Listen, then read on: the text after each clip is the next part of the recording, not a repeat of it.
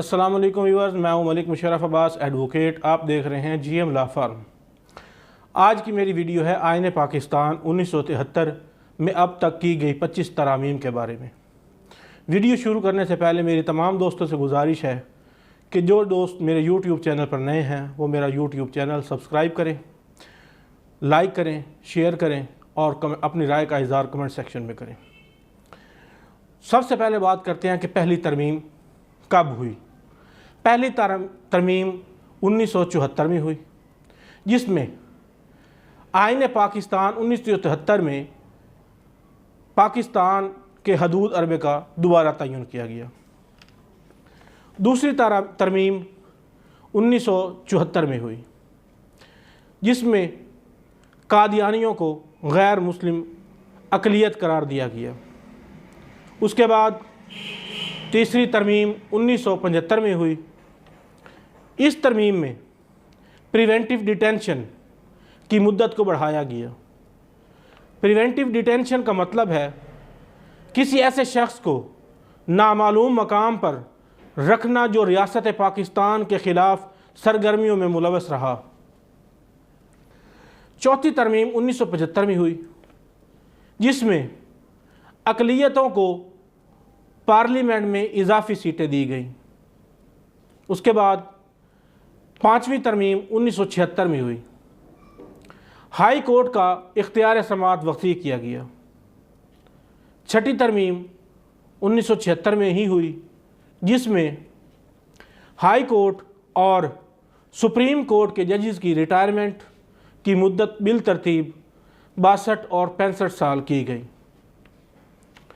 उसके बाद सातवीं तरमीम 1977 में हुई, जिसमें वज़ीर आज़म को ये पावर दी गई कि वो किसी भी वक्त पाकिस्तान की आवाम से एतमाद का वोट हासिल कर सकता है।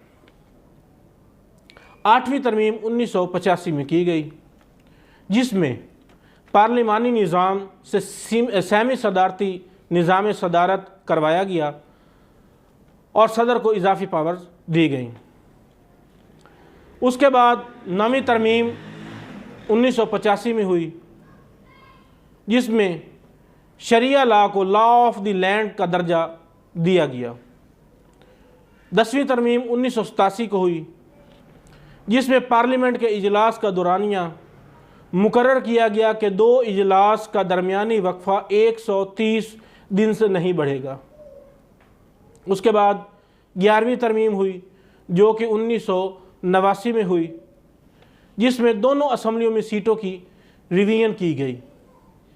उसके बाद 12वीं तरमीम 1991 में हुई, जिसमें संगीन जुराइम के तेज़ तरीन ट्रायल के लिए खसूसी अदालतें अरसा 3 साल के लिए कायम की गईं।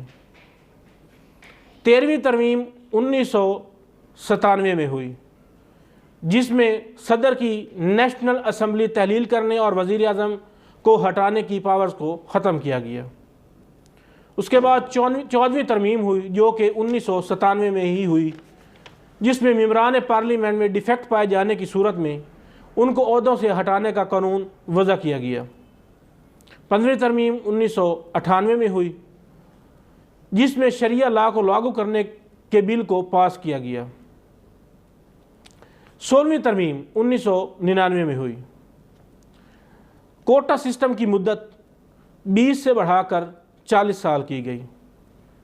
7वीं तरमीम 2003 में की गई, जिसमें सदर की पावर्स में इजाफा किया गया।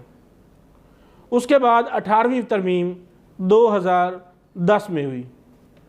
इस तरमीम में NWFP का नाम तब्दील किया गया और आर्टिकल 6 मुतारिफ कराया गया।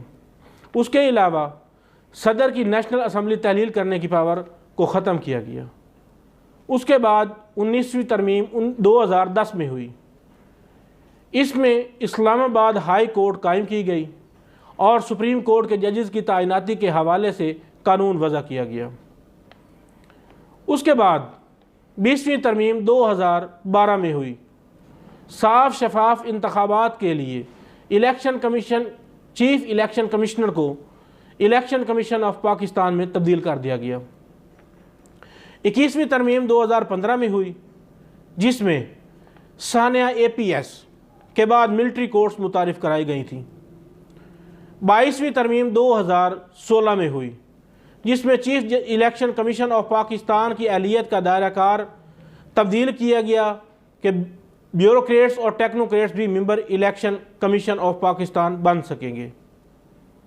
23वीं तरमीम 2017 में हुई, जिसमें साल 2015 में कौमी असम्बली ने 21वीं तरमीम में 2 साल के लिए मिलिट्री कोर्ट्स कायम की। ये 2 साल का दौरानिया 6 जनवरी 2017 को ख़त्म हो गया। इस 23वीं तरमीम में मिलिट्री कोर्ट्स के दौरानिए को मज़ीद 2 साल के लिए 6 जनवरी 2019 तक बढ़ाया गया। 24वीं तरमीम 2017 में हुई, जिसमें मरदमशुमारी के नताइज की बुनियाद पर हल्का बंदियों को दोबारा तश्कील दिया गया। उसके बाद आखिरी तरमीम 25वीं तरमीम 2018 में हुई, जिसमें फाटा को खैबर पख्तूनख्वा में मिलाने के लिए सदर ने 31 मई 2018 को दस्तखत किए। उम्मीद करता हूँ कि आज की वीडियो आपको पसंद आई होगी। अपनी राय का इज़हार कमेंट सेक्शन में करें। वस्सलाम।